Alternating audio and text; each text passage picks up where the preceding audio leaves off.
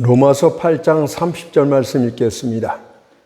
또 미리 정하신 그들을 또한 부르시고 부르신 그들을 또한 의롭다 하시고 의롭다 하신 그들을 또한 영화롭게 하셨느니라. 아멘. 오늘은 이 본문 말씀을 통하여 성령과 중생의 위치, 이런 제목으로 하나님의 말씀을 살펴보도록 하겠습니다. 성령과 중생의 위치. 하나님께서는 우리들에게 영적 교훈들을 가르쳐주기 위하여 두 가지 책을 쓰셨습니다. 첫째는 자연이라는 삼라만상의 책입니다.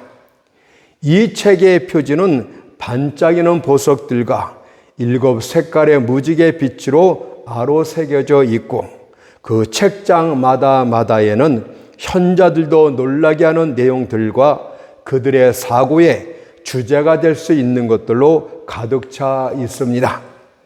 자연은 인간의 철자 교본입니다. 인간은 이 책 속에서 창조자의 이름을 배웁니다. 이는 만물들이 하나님의 솜씨와 영광을 노래하고 있기 때문입니다. 그것을 로마서 1장 20절에선 이렇게 증거합니다. 창세로부터 그의 보이지 아니하는 것들, 곧 그의 영원하신 능력과 신성이 그 만드신 만물에 분명히 보여 알게 되나니 그러므로 저희가 핑계치 못할지니라. 만일 우리가 귀가 열린다면 우리는 시냇물의 속삭임 속에서, 천둥소리 속에서, 번쩍이는 번갯불 속에서, 별들의 반짝임 속에서, 그리고 피어나는 꽃봉오리 속에서 하나님의 음성을 듣게 될 줄 믿습니다. 그러나 삼라만상 속에는 구원에 대한 내용은 전혀 없습니다. 바위가 말하기를 우리 속에는 구원이 없습니다라고 말합니다. 바람이 윙윙 불고 있지만 그 바람이 구원을 가져다 주지는 않습니다. 파도가 해안으로 몰려옵니다만 그 파도가 씻어주는 잔해 속에도 구원은 없습니다. 구원은 자연이란 삼라만상 속에는 없고 오직 성경에만, 하나님의 특별 계신 성경 속에만 있습니다. 그것을 디모데후서 3장 15절에선 이렇게 증거합니다. 성경은 능히 너로 하여금 그리스도 예수 안에 있는 믿음으로 말미암아 구원에 이르는 지혜가 있게 하느니라. 성경 속에 바로 여러분들을 구원으로 이끄는 하나님의 지혜가 담겨 있음을 명확하게 가르쳐주고 있지 않습니까? 따라서 자연의 헛된 우상들을 섬기는 자들, 짐승과 금수의 버러지 형상들을 섬기는 자들은 그런 것들을 통해서는 절대 구원에 이르지 못합니다. 자연은 하나님의 가르치는 작품이고 하나님을 계시하는 일반 계시일 뿐 거기에는 구원의 어떤 의미도 없습니다. 성경을 우리에게 주신 것은 역사를 배우라고 주신 것이 아니라 은혜를 배우라고 주신 것입니다. 그러니 성경을 통해서 어떤 역사를 가르치려고 하지 마십시오. 성경은 철학체계를 가르쳐주기 위해 주신 것이 아니라 하나님과 관련된 체계를 가르쳐주기 위해 주신 것입니다. 철학에서 너는 내 자신을 알라고 말하고 있지만 성경은 뭐라고 말합니까? 먼저 하나님 그분을 알라고 가르쳐주고 있지 않습니까? 성경은 세상 지혜를 가르치는 것이 아니라 영적 지혜를 가르칩니다. 따라서 강단에서 철학이나 과학 같은 것이 설교되는 것은 온당한 것이 아닙니다. 만약 우리가 강단에서 구원에 대한 설교 대신에 식물학이나 지리학 등에 대해서 말한다면 그것은 안식일을 헛되이 보내는 것이요, 청중들을 우롱하는 것이요, 하나님을 모욕하는 일이 됩니다. 복음을 전파하는 사람이 아니라면 그는 진정으로 하나님의 사역자라고 말할 수가 없습니다. 따라서 저는 내게 맡겨진 본분에 따라서 복음을 전하고자 하는데 오늘은 중생이 구원 여정에서 차지하고 있는 위치가 무엇인가를 함께 살펴보고자 합니다. 먼저 구원의 전체 여정을 말씀드릴 것 같으면 총 8단계로 구분할 수 있겠습니다. 처음에는 선택이 있고, 그 다음에는 예정이 따라오고, 그 다음은 부르심, 외적 부르심이 따라오게 됩니다. 그리고 이 부르심이 있으면 그 다음엔 중생이 따라오는데, 중생을 내적 부르심 또는 유효적 부르심, 효과적 부르심 여러 가지로 부르고 있지만 중생이 부르심 다음에 따라오게 됩니다. 그리고 중생의 열매가 내가 중생을 받았는지 성령으로 거듭났는지 어떻게 알겠습니까? 중생은 반드시 결과와 열매로 나타나는데 그것을 바로 회심이라고 합니다. 이 회심이 바로 무엇입니까? 회개와 믿음으로 구성되어 있어요. 여러분들이 진정으로 중생하였다면, 성령으로 거듭났다면 반드시 회개 역사가 나타나게 되고 겉으로 믿음을, 진짜 믿음을 갖게 됩니다. 믿음이 앞선 것이 아니고 믿음은 중생 다음으로 오는 것입니다. 영적으로 죽은 사람은 믿음을 가질 수가 없어요. 그러니 사역일을 통해서 가르침으로 믿음을 내 믿습니다 하면서 그런 식으로 구원에 이르는 것이 아니고 성령님의 주권적 역도로 우리가 영이 중생하기 시작할 때, 거듭나게 될 때 그 다음에 회심이 오는데, 회심은 회개와 믿음으로 나타난다, 이렇게 말씀드릴 수가 있겠습니다. 그 다음에 회심 다음에는 바로 칭의와 양자됨이 나타납니다. 바로 믿음으로 의롭다함을 받고 믿음으로 하나님의 자녀가 되기 때문에 회심의 믿음이 본질이라고 말씀을 드렸잖아요. 그래서 믿음을 갖게 되면 그때 칭의가 나타나게 되고 하나님의 자녀로서 인정을 그때 받게 되는 것입니다. 그 다음에 이때부터 바로 성화 과정으로 들어갑니다. 하나님의 자녀가 됐습니까? 거룩한 자녀가 됐습니까? 그러면 거룩한 자녀로 출생했다면 점점 자라나야 되지 않겠습니까? 거룩함으로 완성되어 가야 되는 것이 아닙니까? 이것이 성화 과정이라고 우리는 보통 이야기를 합니다. 성화는 일시적으로 끝나는 것이 아니고 여러분들 인생 전 기간 동안에 계속적으로 이루어지는 것입니다. 그러나 중생은 한순간에 이루어지고 있다는 것을 기억해야 될 줄 믿습니다. 그리고 마지막 단계로 최종 완성된 게 영화의 단계가 이루어지게 됩니다. 영화의 단계는 바로 죄가 역사는 육체까지도 벗어버리고 부활의 몸, 영광된 몸을 입는 그 단계로 천성에 들어가는 것 자체가 영화의 단계라고 말씀드릴 수가 있는데, 이것이 바로 우리가 쉽게 말하는 구원이고, 구원을 논리적으로 성경 안에서 살펴보게 되면 무려 8단계에 걸쳐서 우리에게 변화되는 과정을 볼 수가 있겠습니다. 다시 한번 말씀을 드리면 선택이 있고 예정이 있고 부르심이 있고 중생이 있고 회심이 나타나고 그 다음에 칭의와 양자됨이 나타나고 그 다음에 성화가 나타나고 마지막으로 영화 단계에 들어가게 됩니다. 자, 이 중에서도 선택과 예정은 시간 속에서 나타나는 것이 아니고 하나님의 영원한 세계에서 하나님 마음 속에서만 있었던 것이 선택과 예정입니다. 그래서 선택과 예정은 하나님, 이 시간이 존재하기 전 모든 피조물이 존재하는 공간이 없는 하나님만이 존재했을 때 바로 선택과 예정이 영혼 가운데 있었습니다. 그러면 여러분들의 선택을 받은 것을 어떻게 할 수가 있습니까? 영원한 세계에서 나를 선택한지를 어떻게 할 수 있겠습니까? 바로 무엇이라고 했죠? 선택과 예정 다음에 바로 시간 속에서 하나님의 부르심이 나타납니다. 그래서 하나님이 나를 어떤 식으로 하나님의 자녀로 부르시든 간에 부르시고 있다는 것은 무엇을 발견하게 됩니까?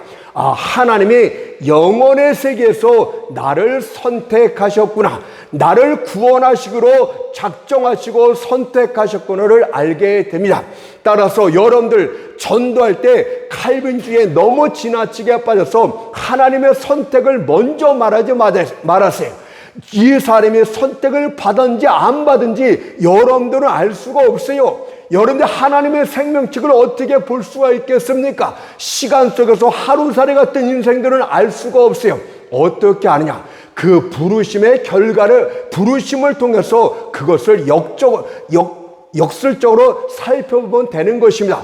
내게 진정한 하나님의 부르심이 나타났다면 하나님이 나를 선택했구나, 이 뜻입니다. 내가 진정으로 믿음을 갖고 있다는 것은 바로 거슬러 가려면 하나님이 나를 선택했기 때문에 나를 구원하셨고, 하나님이 나를 선택했기 때문에 나를 부르셨고, 하나님이 영원전에 나를 선택했기 때문에 내게 믿음을 줬구나, 이렇게 생각해야 되는 것이, 그래서 우리는 믿으라고 얘기를 하는 것이고, 진짜 선택받은 자는 그 중에서 믿게 되는 것이고, 그렇지 않은 자는 믿지 않게 되는 것입니다. 좀 어렵더라도 이것이 성경에 대한 진리니까 교리적인 측면에서 반드시 알아야 될 구원의 여정이라고 할 수가 있겠습니다. 자, 그렇다면 먼저 영혼 속에서 이루어진 선택과 예정부터 순차적으로 말씀을 드리겠습니다. 오늘은 상세하게 말씀을 드릴 시간이 없고, 이 순서를 말하는 과정에서 개괄적으로 말씀을 드리고 다음 시간에 자세하게 말씀을 드리려고 하니까 그런 생각을 갖고서 들으시면 되겠습니다. 오늘은 개괄적인 설명만 드리도록 하겠습니다. 먼저 첫 번째 선택에 대해서 말씀을 드립니다. 에베소 1장 4절에 보니까 창세 전에 그리스도 안에서 우리를 택하사, 이렇게 말씀하고 있지 않습니까? 창세 전이라고 말씀하고 있듯이 이 세상이 창조되기 전, 피조물이 존재하기 전부터 하나님은 선택하셨대요. 이 말씀은 무엇입니까? 인간들을 창조했을 때 타락이 일어날 것을 이미 다 아셨다는 것을 가르쳐주고 있는 것 아닙니까? 창세전에 그리스도 안에서 우리를 택하사, 또 그리스도라는 말 자체도 무엇입니까? 인간의 타락을 전제하고 있는 것 아닙니까? 그리스도가 바로 메시아고 하나님 앞에 기름 부음을 받은 자, 바로 구원자라는 뜻은 무엇입니까? 타락이라는 것을 이미 암시하고 있는 것 아닙니까? 그래서 창세전에 그리스도 안에서 바로 구원자를 준비하셨다는 것을 가르쳐주고 있고, 우리를 택하사, 이렇게 말하고 있습니다. 그래서 하나님이 영원의 세계에서 창조되기 이전부터 누구를 선택하여 구원하였는가를 이미 구원할 건가를 결정하셨다고 가르쳐주고 있는 것입니다. 하나님께서 첫사람 아담부터 시작해서 마지막 인류의 한 사람까지 온 인류를 예지 가운데서 다 꿰뚫어보는 중에 구원을 베풀 자를 선택하여 거룩한 도장을 이미 찍어주셨다는 사실을 우리가 주목해 봐야 됩니다. 따라서 내가 구원을 받았다는 의미는 내가 영원전에 이미 하나님의 선택을 받았다, 이런 뜻을 논리적으로 말할 수가 있겠습니다. 다시 말씀을 드리듯이 선택이라는 것은 창조한 피조물이 창조 상태를 유지한 것이 아니고 타락이 이루어지고 범죄가 이루어졌기 때문에 하나님이 거기서 구원할 자를 일부를 선택하셨다고 말씀하고 있는 것입니다. 하나님께서는 공의로 타락한 피조물들을 단번에 썰어버릴 수가 있습니다. 하나님의 공의는 조금의 죄도 용납하지 않기 때문입니다. 그러나 하나님은 긍휼과 사랑 가운데서 우리를 선택하여 구원하시기로 작정하셨어요. 따라서 선택을 받았다는 것은 내가 잘나서 그런 것이 아니고 나도 똑같이 타락한 인생인데 하나님이 그냥 긍휼을 베푸시기로, 은혜를 베푸시기로 작정하셨기 때문에 우리는 하나님의 선택이란 말을 들 때 그분께 할렐루야, 영광과 찬양을 드려야 될 줄 믿습니다.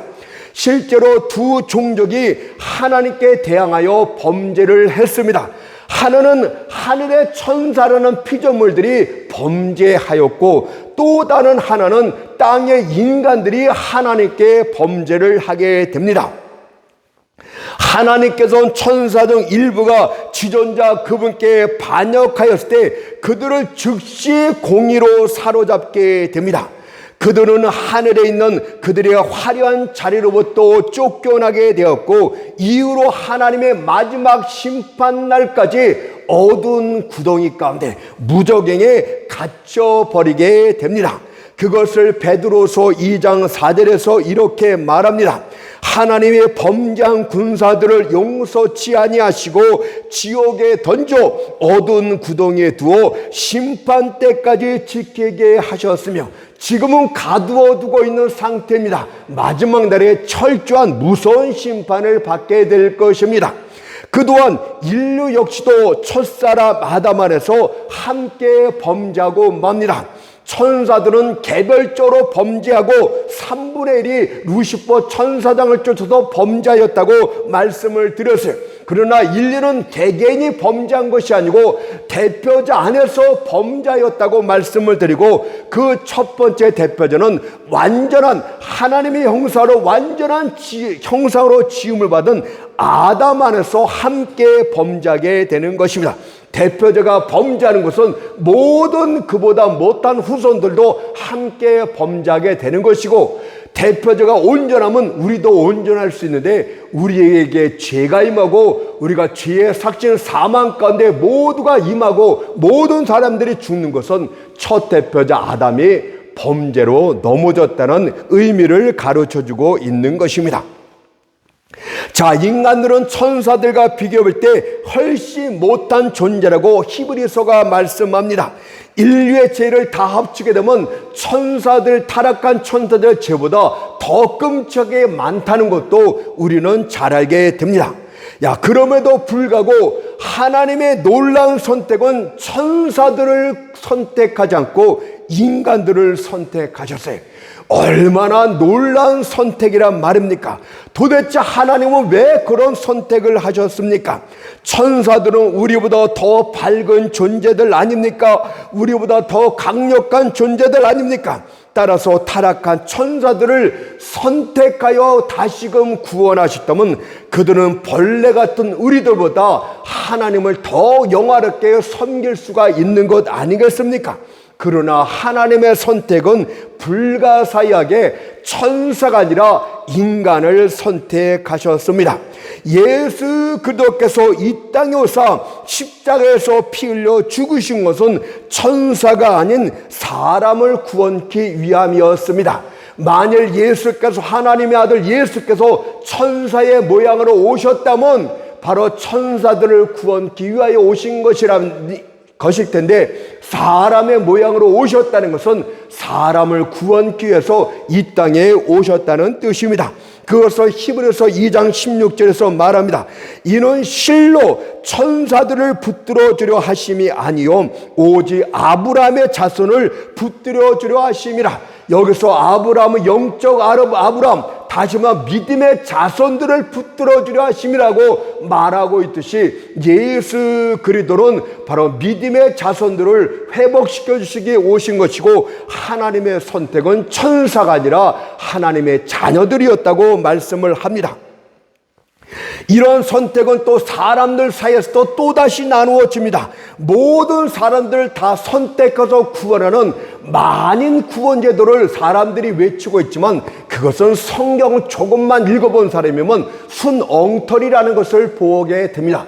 여러분들 사음부가 있고 천국이 있고 양이 있고 염소가 있고 여러분들 오른편에 있는 자 왼편에 있는 자 갈았지 알곡이 분명히 갈라져 있는 것을 보고 있는데 어떻게 많은 구원이 됩니까?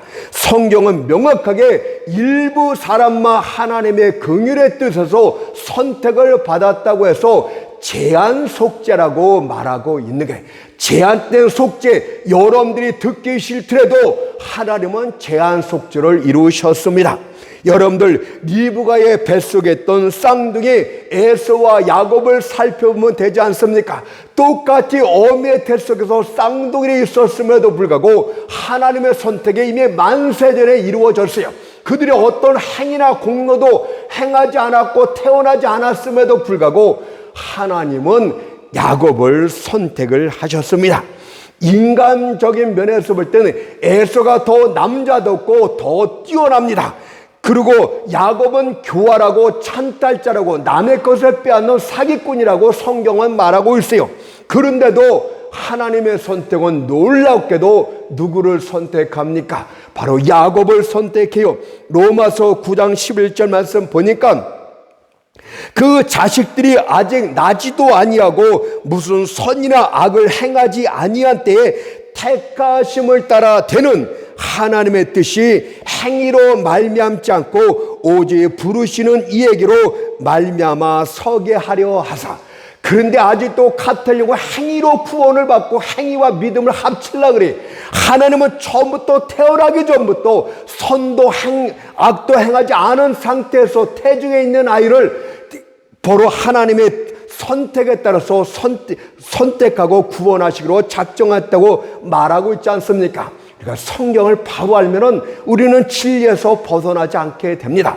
자, 그렇다면 하나님의 선택 기준은 도대체 무엇입니까? 이미 말씀하고 있듯이 행함입니까? 성품입니까? 그런 거 다 아니래요. 바로 야곱을 선택하신 하나님은 그저 그분의 주권적인 뜻을 따라서 야곱에게 은혜를 베푸시기로, 긍휼을 베푸시기로 그분이 작정하셨어요. 주권자라는 말을 잘 기억해야 됩니다. 그분이 홀로 하나님이시고 모든 것들은 그분의 피조물이에요. 그렇기 때문에 그분이 주권적으로 모든 것을 하실 수가 있는 것입니다. 그래서 이 선택이라는 것은 주권자가 아니면 선택이 이루어질 수가 없는데, 선택했다는 말은 그분이 창조주고 그분이 절대 지배자라는 것을 말씀하고 있지 않습니까? 그분이 창조한 것들을 다 쓸어버려도 그분 뜻이고, 창조한 상태 피조물이 다 타락했지만 일부를 선택하는 것도 주권자의 선택이기 때문에 여러분들 그분한테 왜 실문하느뇨? 토기가 토기장에 때 왜 실문하뇨? 오히려 하나님이 깎고로 반문하지 않습니까? 그것이 왜 그렇게 하고 있느냐? 토기자의 마음이 아니냐? 이렇게 말하고 있어요. 그래서 야곱을 선택한 사실에서 로마서 9장 15절에서 밑에서 뭐라고 설명합니까? 내가 긍휼히 여길 자를 긍휼히 여기고 불쌍히 여길 자를 불쌍히 여기니라. 여러분들 하나님의 자녀가 되었습니까? 여러분들 하나님이야 불쌍히 여기기로 작정하신 게, 여러분들 긍휼히 여기기로 작정해서 내가 구원해야 되겠다. 그리고 내가 저를 위해서 공의를 허투른 것이 아니요 구원하기로 작정하셨으면 하나님은 공의가 있어야 되기 때문에 바로 그 하나님의 아들이 예수가 여러분들 죄를 위해서 피 흘려 죽으시고 공의도 만족시키면서 긍휼을 베푸신 것이, 이것이 구원의 역사가 되겠습니다. 두 번째는 예정이 그 뒤를 따라옵니다. 예정도 영원 속에서 이루어진 거예요. 하나님의 선택이 결정되었습니까? 그러면 예정은 구원이 그 집에 이를 수 있도록 길을 표시해 두는 것입니다. 죄인이 예수께 나올 수 있는 시간을 하나님의 예정 가운데 두십니다. 죄인이 구원받을 수 있는 방식도 예정하고 또한 그때 사용될 방편까지도 하나님이 다 예정해 두었어요. 저 사람은 아픈 것을 통해서 내가 구원해야 되겠다. 다 하나님이 정하신 것이에요. 내가 저 사람은 다른 사람의 전도를 통해서 구원해야 되겠다. 모든 것이 예정 가운데서 그대로 이루어지는 것입니다. 이것이 예정입니다. 하나님이 여러분들을 구원할 시간, 구원할 방식, 구원에 사용될 방편들 다 하나님의 예정 가운데 이루어진 것입니다. 따라서 여러분들 구원은 우연이 아니에요. 우연이라는 것은 존재하지 않습니다. 여러분들은 머리털까지 새 신바 되었다고 말씀하고 있듯이 참새 2마리가 한 아싸리냐 팔리는 것도 하나님의 허락하여서만 된다고 말씀하고 있듯이 모든 일, 모든 사건들은 절대 주권자 하나님의 섭리 가운데서 이루어진 예정되어진 발자국들입니다. 여러분들이 선택된 자입니까? 그러면 하나님의 한없는 은혜와 사랑이 여러분들 삶 가운데서 계속적으로 이루어지게 됩니다. 하나님의 예정이 그렇게 만들었어요. 선택됐으면 여러분들 구원받기 위해서 여러분들의 은혜와 사랑이 계속적으로 삶 가운데 가도록 예정시켜 놨어요. 왜 하나님이 나를 사랑하실까? 왜 하나님의 은혜를 베푸실까? 내가 타락하고 내가 멸망 가운데 이룰 수 있는데도 왜 하나님이 막으실까? 다 예정하신 것은 예정이 왜 있었습니까? 여러분들 선택했기 때문에 더 이상 가지 못하도록 계속 은혜와 긍휼을 베푸는데, 야곱을 보세요. 야곱을 찬탈자고 아주 못된 사람임에도 불구하고 하나님의 은혜가 주권적으로 계속 임합니다. 야곱이 도망치지 않습니까? 형 에서의 칼날을 피해서 도망치지 않습니까? 근데도 무엇인가 베델에서 하나님이 일방적으로 나타나서 내가 너에게 허락한 것을 다 이룰 때까지 너를 떠나지 않겠다며 먼저 하나님에 따라서 은혜 베풀고 약속을 베풀고, 그래서 하나님의 백성으로 약속의 자녀예요. 예, 야곱의 삶을 보면 하나님이 계속적으로 나타나서 여러분들 그거 야곱을 보호하고 구원하지 않습니까? 기근 중에 있을 때 보호하시고, 또 여러 상황에서 다 말할 수는 없고 계속적으로 하나님의 보호하심이 나타나요. 근데 에서는 어떻습니까? 하나님이 그냥 내버려도요, 너는 네가 하고 싶은 대로 해. 하나님 일부러 에서 타락하게 만들지 않았어요.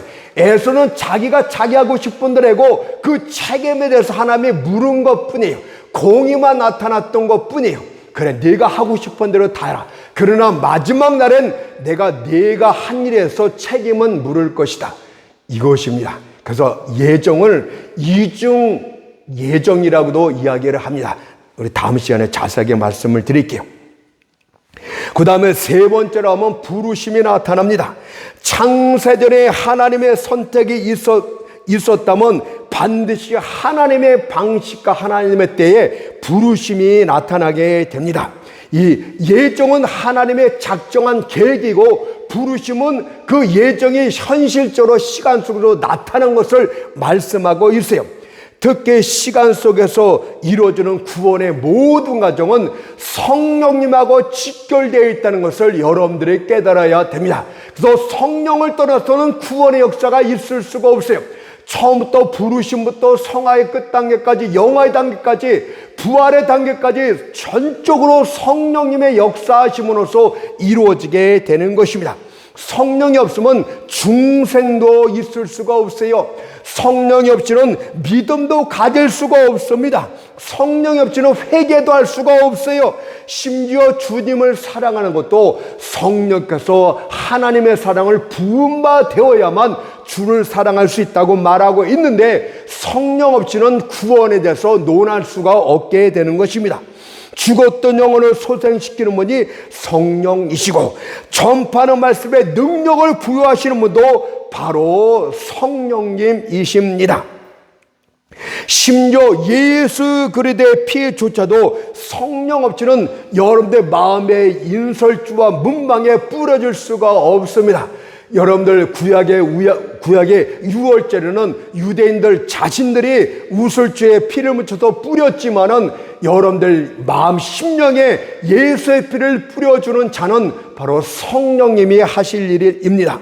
예수 그리스도가 구원의 원천 근원이라면 성령 하나님은 그 구원을 처음부터 끝까지 적용시키는 분이라고 말씀드릴 수가 있겠습니다.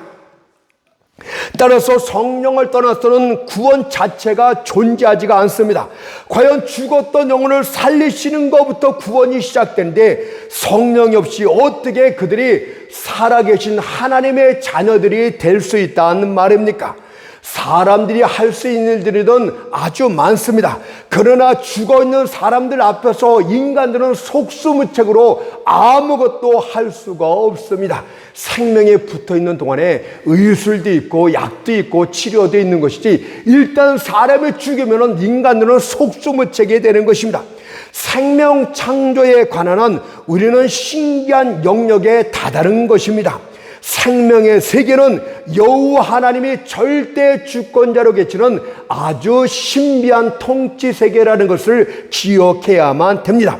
생명을 주고 빼앗는 권세는 하나님 한 분께만 있다는 것을 우리는 깨달아야 됩니다. 그런데 어떻게 성령 하나님을 떠나서 구원의 역사가 있을 수 있단 말입니까? 어떻게 죽었던 영혼이 살아날 수 있단 말입니까? 사람의 지혜와 능력으로는 작은 벌레 한 마리도 살릴 수가 없어요. 여러분들 지금 과학이 발달했다고 자랑합니까? AI가 어떻고 로봇가 어떻고 여러분들 우주시대가 어떻게 말합니까? 그래도 벌레 한 마리도 여전히 인생들은 살릴 수가 없어요.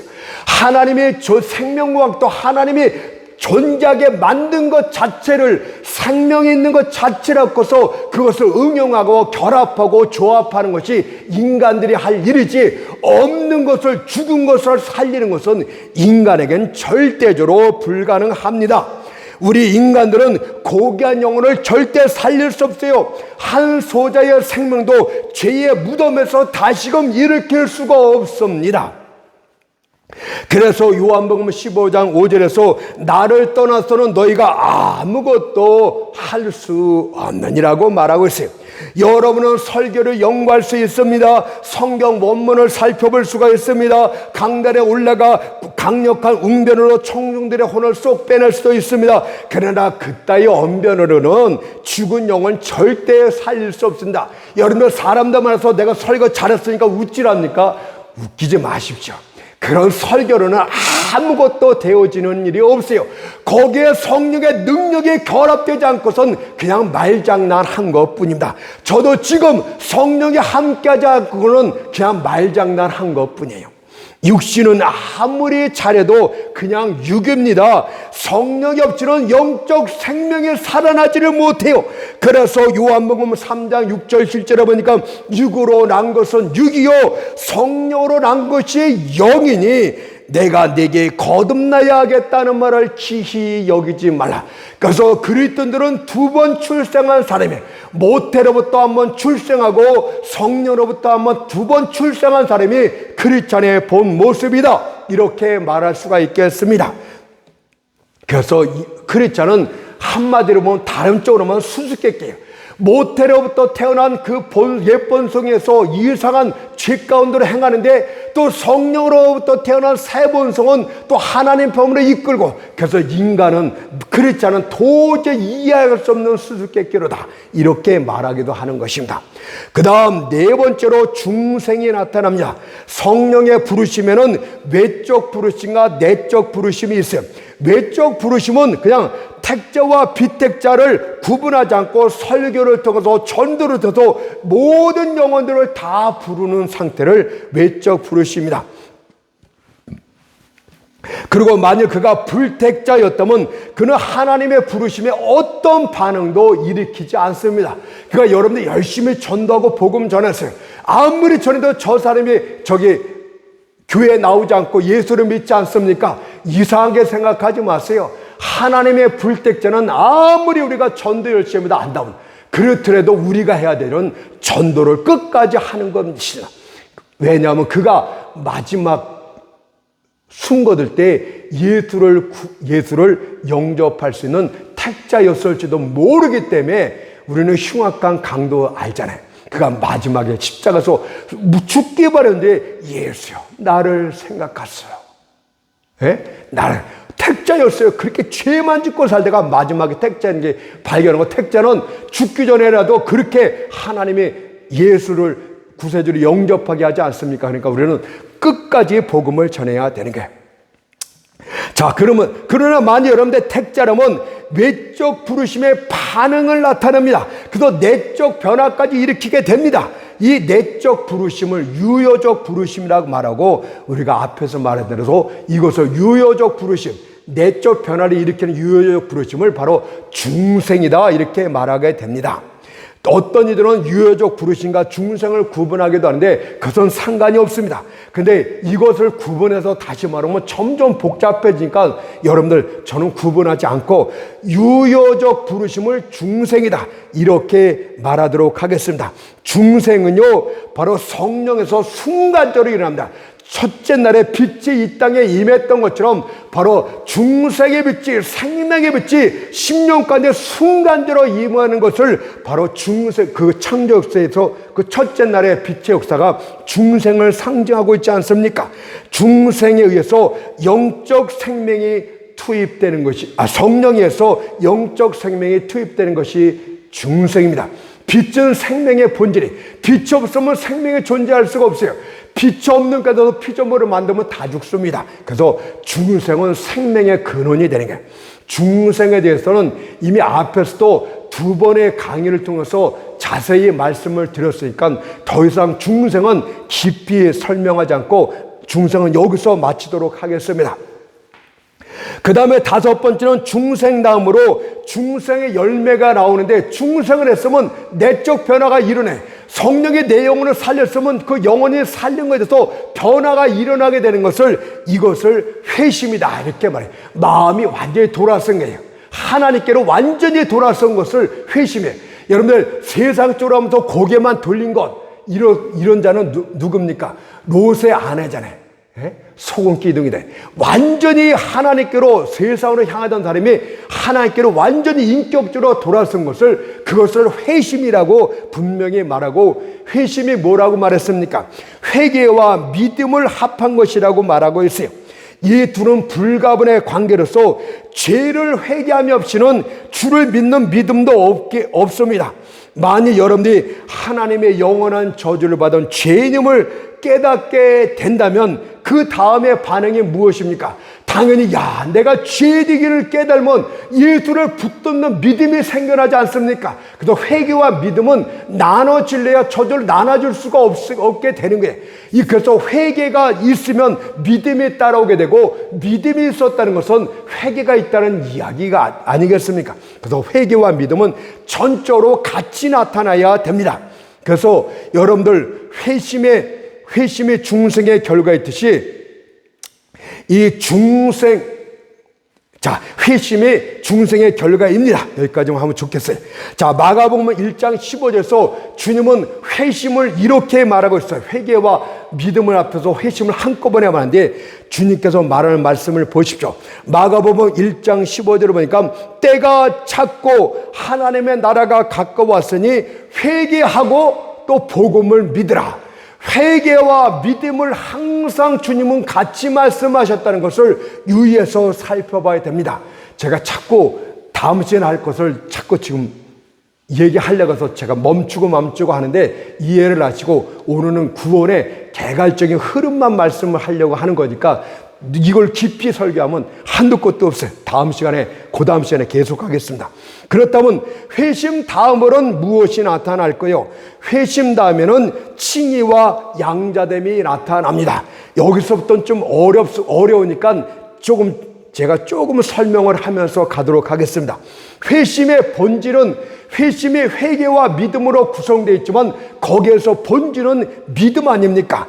이 믿음을 통해서 성경을 읽어보면 칭의, 의롭다함을 받는 칭의가 나타나고, 또한 믿음을 통해서 양자됨이 나타나기 때문에 회심 다음에는 반드시 하나님 앞에 칭의가 나타나요. 이제 죄인이 의인이 되었다고 선포가 되는 것이죠. 그 다음에 양자됨, 이때 비로소 회심이 끝난 다음에 하나님의 자녀가 되는 거예요.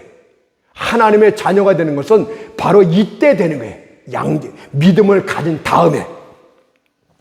그러면 칭의와 양자됨을 조금 구분해서 살펴볼게요. 먼저 믿음은 칭의, 의롭다 칭함을 가져다 줍니다. 여러분들 갈라디아서 3장 24절 말씀 보세요. 제가 마구잡이라는 게 다 성경에 있는 말들만 하는 것입니다.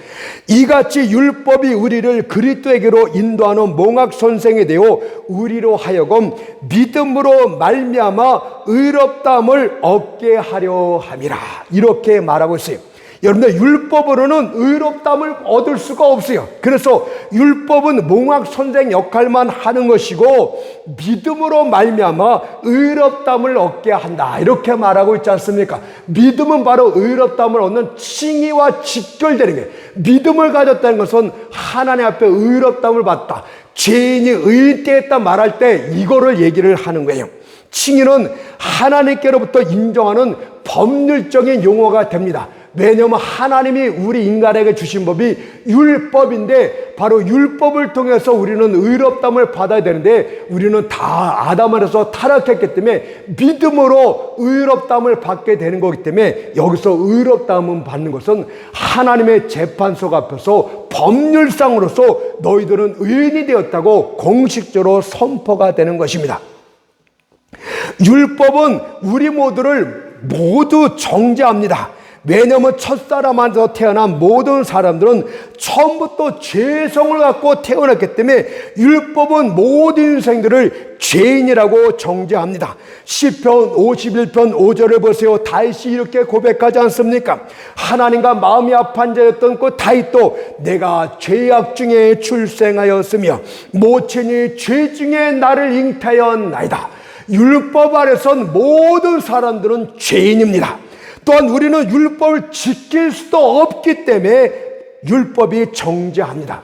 율법은 문자로만 지키는 것이 아니요, 사람들이 문자로만 지키려 하는데 율법은 마음과 영으로도 지켜야 된다고 말합니다. 그래서 로마서 7장 14절에서 율법은 신령한 줄 알거니와 내면적인 율법의 영적 의미도 알아야 될 거고 내면적으로도 지켜야 된다는 뜻이에요.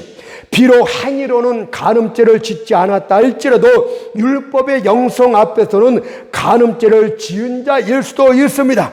왜냐하면 마태복음 5장 28절에서 여자를 보고 음욕을 품는 자마다 마음에 이미 간음하여 앉으니라고 말씀하셨기 때문에 형제에게 나가라고 욕하는 자도 살인죄를 범한 것이고 물건을 훔치지 않았으면도 내가 저 사람 것도 가졌으면 좋겠다도 탐욕죄를 범한 것이기 때문에 여러분들 율법을 지킬 수 있는 사람은 세상에 아무도 없어요. 그런데 어떻게 율법을 온전히 지킴으로 법적으로 하나님 앞에 의롭다함을 받을 수 있단 말입니까? 로마서 3장 20절이 그런 자들에게 이렇게 말합니다. 율법의 행위로 그의 앞에 의롭다 하심을 얻을 육체가 없나니 한 명도 없어요. 예.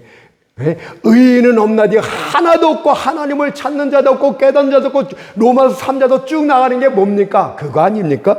자, 그렇다면 그런데 하나님의 아들 예수 그리스도께서 우리 율법을 지킬 수 없는 우리를 대체해서 인류의 대표자로 이 땅에 오십니다.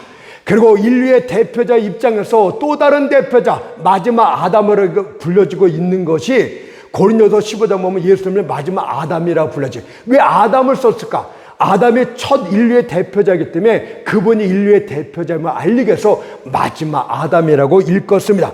그분이 우리를 대신해서 대표자이셔서 율법을 다 지키십니다. 그분은 자신의 삶을 통해서 완벽하게 율법을 지키고 또 피 흘려 죽으심을 통해서 우리가 저지른 율법의 그 죄값까지도 다 지불하심으로써 율법을 완벽하게 이루십니다. 여러분들 그것을 로마서 8장 3절에 이렇게 말했어요. 율법이 육신으로 말미암아 연약하여 할 수 없는 그것을 우리가 연약해서 못한다고 해요. 하나님은 하실 수 있나니 곧 죄를 인하여 자기 아들을 죄 있는 육신의 모양으로 보내어 육신의 죄를 정하사서 그 예수 그리스도를 통해서 율법을 완벽하게 지키게 만드신 것이에요. 자, 그래서 이제 우리는 로마서 10장 4절에 보면 율법의 마침이 되신 예수라고 말해요. 율법을 완벽하게 완성한 예수를 이제는 우리가 믿기만 하면 대표자로서 인간들을 다루시기 때문에 대표자 예수를 믿기만 하면 하나님은 우리를 율법을 다 지킨 거로 인정하시고 의롭다고 말하게 되는 거예요. 이것이 죄인이 의인되는 방법입니다. 자, 그러면 어떻게 해서 그렇게 된다는 뜻입니까? 앞에서 말씀을 드렸듯이 하나님께서는 온 인류를 한 사람의 대표자 안에서 한꺼번에 다루시기로 작정하셨습니다. 이것이 하나님의 정하신 인간을 다루시는 대표자 방식이요, 또 죄가 흐르는 것에 대해서 전가 법칙이라고 말하기도 합니다. 따라서 첫 인류의 대표자 아담이 범죄했을 때 그로 말미암아 온 인류가 다 죄인 되고 말았어요. 그러면 반대로 하나님은 공의의 하나님이기 때문에 공평하신 하나님이기 때문에 한 사람의 말미암아 우리가 타락되었다면 또 다른 한 사람의 대표자로 말미암아 우리를 회복시켜야 되는 것이 마땅하지 않겠습니까? 그 마지막 대표자가 하나님의 아들 예수 그리스도이시고 그분이 죽기까지 순종함으로 하나님의 의를 이루게 됩니다. 그것을 로마서 5장 19절에서 이렇게 말합니다. 한 사람의 순종치 아니함으로 많은 사람의 죄인 된 것 같이 한 사람의 순종하심으로 많은 사람의 의인이 되리라. 이것이 하나님의 대표자 방식이에요. 한 사람의 순종치 아니함은 첫사람 아담의 불순종을 말하는 것이고, 그 다음 절 한 사람의 순종함은 마지막 아담 예수 그리스도를 말하고 있는 거예요. 그리고 아담의 죄는 철통을 따라서 우리에게 전가되고 있듯이 예수 그리스도가 이룬 하나님의 의는 혈통이 아니라 믿음을 통해서 전가됩니다. 따라서 여러분들의 부모가 목사님이고 신학교수라 할지라도 여러분들 혈통을 통해서는 절대로 여러분들의 구원을 이룰 수가 없어요. 하나님의 의를 전가받을 수가 없어요. 오로지 여러분들 각자가 믿음으로 예수를 믿을 때만이 믿음을 통해서 의가 전가돼서 칭의다 이렇게 말하게 있는 것입니다. 이것을 갈라디아서 2장 16절에서 말하기를 사람이 의롭게 되는 것은 율법의 행위에서 난 것이 아니요 오직 예수 그리스도를 믿음으로 말미암는 줄 아는 거로 우리도 그리스도 예수를 믿나니 이는 우리가 율법의 행위에서가 아니고 그리스도를 믿음으로써 의롭다함을 얻으려 함이니라고 했습니다. 자, 다음은 믿음은 또 양자됨도 가져다 줍니다. 갈라디아서 3장 26절 말씀 보니까 너희가 다 믿음으로 말미암아 그리스도 예수 안에서 하나님의 아들이 되었으니, 하나님의 진짜 아들은 예수 그리스도 한 분뿐이에요. 우리는 다 양자예요. 하나님의 아들이지만 양자로 받아들이는 거예요. 믿음으로 말미암아 하나님의 아들이 되었다고 성경이 말합니다. 믿음으로 된 거예요. 그래서 믿음의 회심의 그 핵심은 믿음으로 말미암아서 그 다음 경우는 양자됨이 나올 수밖에 없어요. 여러분들 이때부터 죄인 때는 우리가 하나님의 자녀가 진짜 되는 것입니다. 이 얼마나 놀라운 구속의 은총이라 말합니까? 죄인들을 그냥 무죄 석방해 주는 것도 논란인데 하나님은 그들을 하나님의 자녀로 삼아 주셨습니다. 여러분들 하나님의 자녀가 되었다는 것은 성령이 우리 안에 내주하셨다는 것을 말씀하고 있습니다. 근데 여기서 혼돈을 일으켜서는 안 되는 것은 중생은 성령이 우리 안에 내주하셨다는 뜻이 아니에요. 우리 영혼을 살리셨다는 뜻이지, 우리 영혼을 새롭게 했다는 뜻이지, 성령이 내 안에 들어왔다는 뜻이 중생이 아니에요.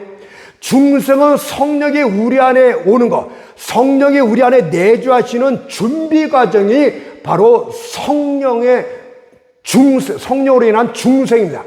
어떤 이는 중생의 성령이 우리 안에 들어왔다고 말하는데 그걸 혼동하지 마세요. 그건 잘못하는 중생은 성령이 우리 안에 내주하시기 위한 모든 준비 과정을 말하는 것이지 중생 자체가 성령의 내주하심을 뜻하는 것이 아닙니다. 왜냐하면 하나님의 자녀를 하나님이 거하시는 영적 성전이라고 말하는데 영적 성전을 우리 안에 건축하는 것을 중생, 그 다음에 성전이 건축하면 그 성전의 주인 되신 성령님이 우리 안에 임하는 것을 내주하심, 이렇게 말하고 있는 것입니다.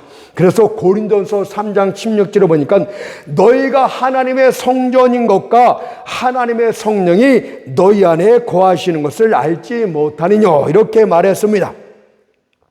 저는 성령 세미나 제13장에서 성령과 영적 전쟁에서 잠깐 언급했는데 진짜 그리스도인은 성령이 우리 안에 거하시는 영적 성전인 상태를 진짜 그리스도인이라고 말하고, 명목상 종교인은 성령은 없고 내부만 도덕적으로 깨끗하게 소재된 텅 빈 집이라고 말씀을 드렸어요. 명목상 그리스도인은 성령은 없는 깨끗이 소재된 도덕적으로만 깨끗하게 된 텅 빈 집을 명목상 그리스도인, 진짜 그리스도인은 성령이 우리 안에 내주하고 계신 영적 성전. 로마서 8장 9절이 말합니다. 누구든지 그리스도의 영이 없으면 그리스도의 사람이 아니라, 성령이 없으면 성령의 사람이 아니라, 이렇게 단호하게 말했습니다. 그러면 성전을 건축하는 중생은 구체적으로 무엇을 말합니까? 여러분들, 이것은 세미나 8장에서 성령과 성도라는 제목에서 이미 말씀을 드렸어요. 그래서 앞에 것도 잘 알아야 이제 이해가 됩니다.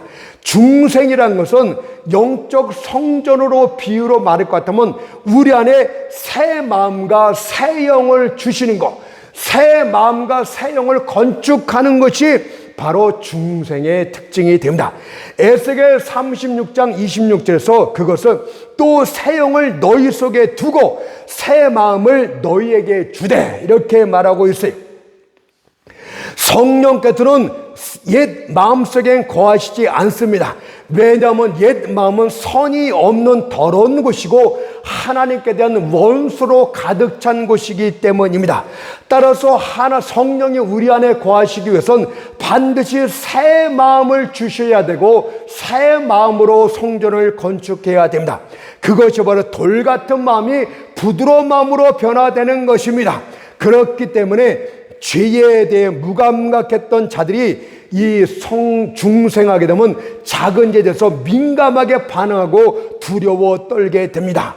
여러분들, 양심이 잠들어 있던 자들이 양심이 깨어나기 시작하지 않습니까? 여러분들, 하나님의 언약궤가 블레셋 우상신전 다곤신장에 들어갔을 때 일어난 일을 살펴보면 됩니다. 우리가 옛날에 다곤신전이 있어요. 온갖 더러운 우상들과 죄악들이 가득한 다곤신전이었어요. 그런데 하나님의 언약궤는 하나님의 임재하심의 상징 아닙니까? 성령이 우리 안에 들어오면 어떤 일이 벌어지는가 보세요.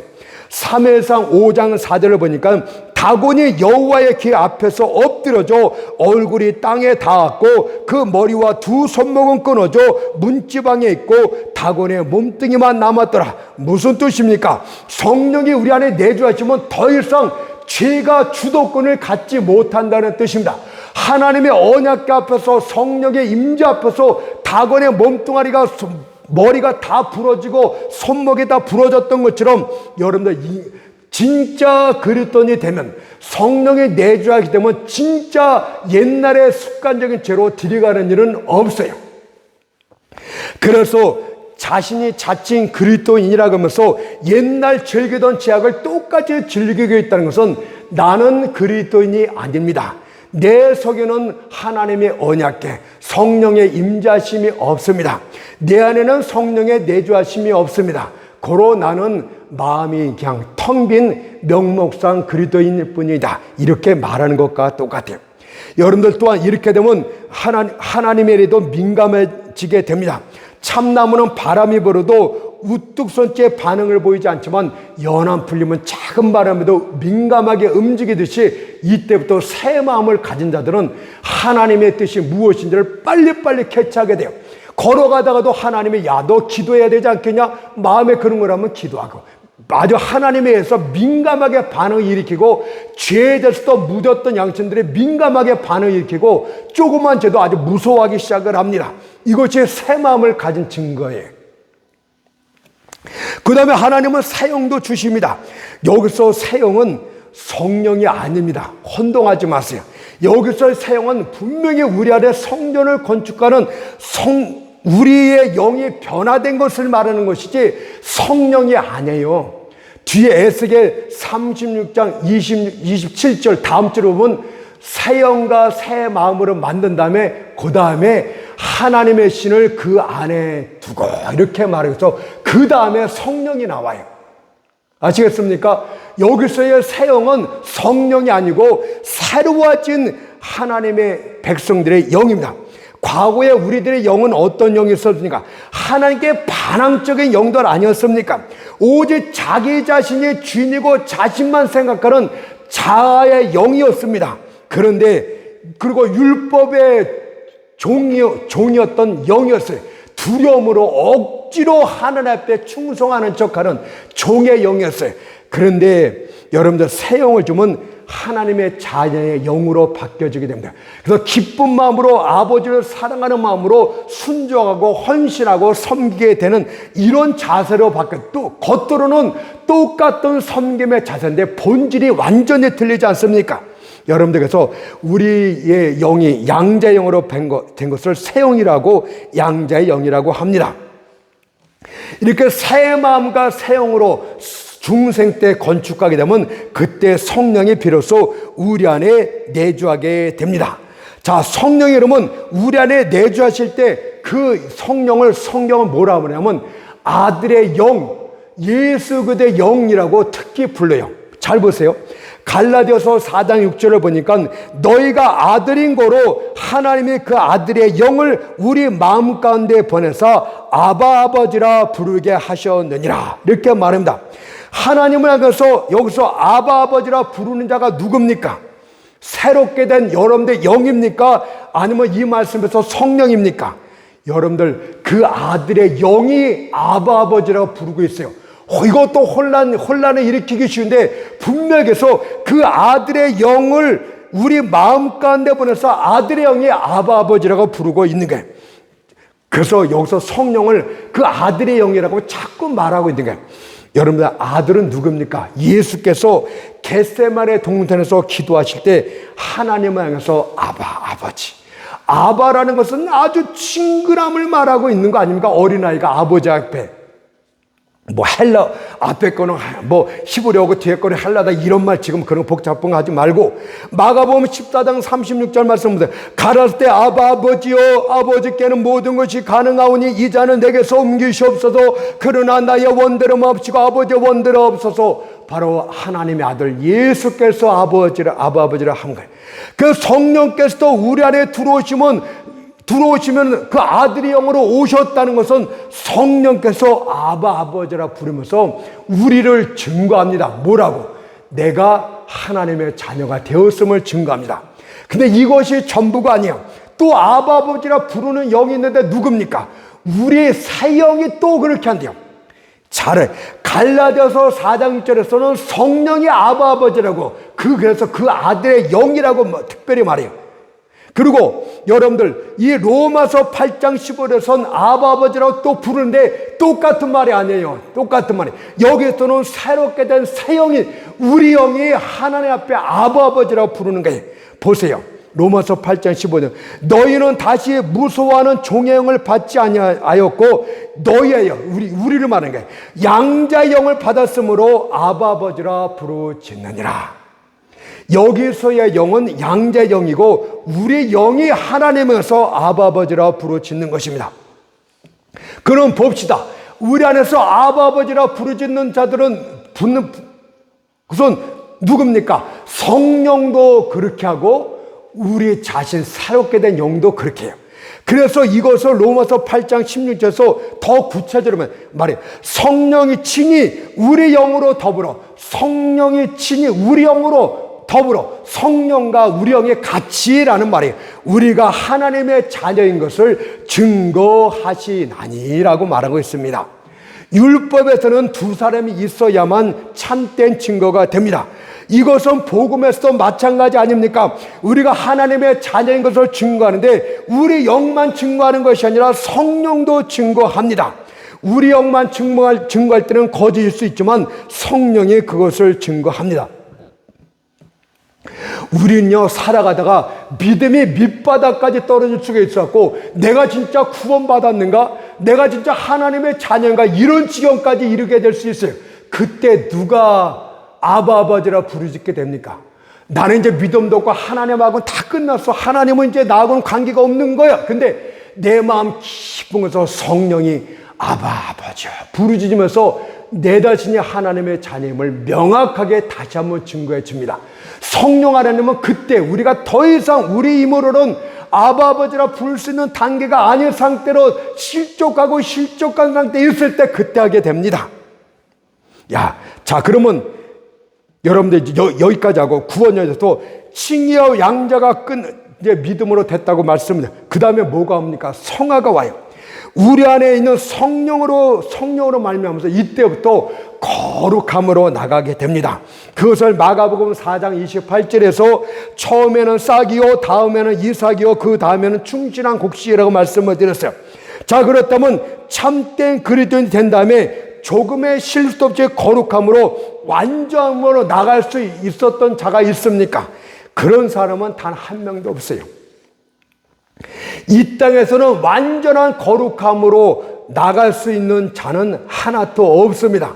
완전한 거룩은 바로 저 천국에 들어갈 때 영화의 단계에서 이루어집니다. 그러면 여기서 성화는 뭡니까? 거룩함으로 가기는 가는데 완전함이 아니에요. 그래서 사도 바울이 무엇일까? 내가 온전히 온전케 된도 아니하면서 내가 지금도 푯들어서 쫓아간다고 말하고 있지 않습니까? 거룩하게 되었고 거룩하게 성숙했음에도 불구하고 완전한 단계, 온전한 단계는 아니기 때문에 계속 그리로 가는 게, 그래서 그리스도의 삶의 방향을 거룩함으로 말하고 있어요. 이 땅에서 성화는. 예를 들어 볼게요. 그래서 동쪽에서 서쪽으로 흐르는 강이 있다고 칩시다. 그러나 그 강의 흐름을 조금씩 나눠서 살펴보게 되면 어떤 부분은 북쪽으로 흐르기도 하고 다른 부분은 남쪽으로 흐르기도 합니다. 그럼에도 불구하고 우리는 강의 처음과 끝쪽을 전체로 보는 가운데서 강은 동쪽에서 서쪽으로 흐른다. 바로 우리들이 순간순간 죄 가운데 빠지기도 하지만 우리는 그리스도인들은 궁극적으로는 하나님의 거룩함으로 나간다. 이것이 성화예요. 그리고 여기서 견인이란 말이 나중에는 나오고, 견인이라는 것도 설교를 할 텐데, 하나님이 끝까지 잘못되고 실족해도 견인, 우리 견인차 있잖아요. 우리 차가 고장나면 차 끌고 가잖아요. 우리를 계속적으로 거룩함으로 끌고 갑니다. 멈추지 않고. 그래서 성화와 견인은 한쪽에선 성화는 성령과 내가 함께 연합해서 하는 것이고, 견인은 성령이 일반적으로 끌어가는 것이고, 그런 복잡한 관계가 있지만 그것도 나중에 하도록 하겠습니다. 저는 가능하면 쉽게 하려고 하니까 이해하시면 되겠습니다. 자, 그래서 우리는 너무 많이 하니까. 자, 여기까지가 성화 과정입니다. 그럼 마지막으로 영화 단계만 하고 마치도록 하겠습니다. 너무 오래 해서 여러분들 실수 날 것 같은데. 자, 영화도 오늘 핵심만 말하고 마치는 거예요. 비록 우리가 구원받은 백성이라 할지라도, 비록 우리 안에 성령이 내주하고 있다 할지라도 우리 몸에는 옛 본성이 여전히 발악하고 있음도 사실입니다. 이 발악은 육신이 죽는 날까지 계속적으로 이루어집니다. 바울은 그것을 이렇게 고백했어요. 로마서 7장 22절 25절 말씀 보니까 내 속사람으로는 새 사람으로는 하나님의 법을 즐거워하되 내 지체 속에 한 다른 법이 내 마음의 법과 싸워 내 지체 속에 있는 죄의 법, 내 육체 속에 있는 죄의 법을 하러 나를 사로잡아 오는 것을 보는도다. 이렇게 말해요. 새가 날아갈 때 새가 날개 힘으로 공주를 향하지만 밑에선 중력이 끌잖아요. 그 새가 날아가는 날개 힘이 없으면 땅에 떨어지잖아요. 그거와 마찬가지예요. 우리가 성령의 생명의 법으로 계속 하늘로 날아가야 되는데 힘이 없으면 성령이 고갈됐고 우리가 거룩함에 떨어지고 생명력이 떨어지면 땅바닥으로 중력에서 떨어지는 것처럼 이 두 가지가 공존하고 있는 거예요. 그래서 내 지체 속에는 죄와 아래 나를 사로잡아 오는 것을 보는도다. 오라 나는 공간 사람이로다. 이 사망의 몸에서 누가 나를 건져내? 우리 주 예수 그리스도로 말미암아 하나님께 감사하노라. 갈등과 고뇌 속에 있던 바울이 갑자기 하나님께 감사하노라고 이것은 마지막 날에 이 죄의 몸 자체도 죄가 없는 육신의 몸으로 다시 부활할 것을 알았기 때문에 하나님이여 감사합니다. 이렇게 말합니다. 주님께서 우리 영혼만 구원한 것이 아니라 우리 육체까지도 구원하셨기 때문에 바로 부활이 존재하는 것입니다. 그래서 로마서 8장 23절에서 성령의 처음 익은 열매를 받은 우리까지도 속으로 탄식하며 양자될 것 곧 우리 몸의 구속을 기다리느니라. 우리 영혼 구속을 받았어요. 중생을 통해서. 그렇지만 아직 몸의 구속을 기다리고 있는 중이에요. 그래서 반드시 주님께서 재림하는 마지막 날에 우리의 썩을 몸은 썩지 아니할 몸으로, 연약함은 강함으로, 욕된 것은 영광된 것으로 다시 사는 영화된 게 부활의 단계가 우리에게 기다리고 있음을 말하고 있는 거예요. 그래서 구원을 주신 하나님께 감사하라고 사도 바울이 고백한 것입니다. 여기까지 하도록 하겠습니다.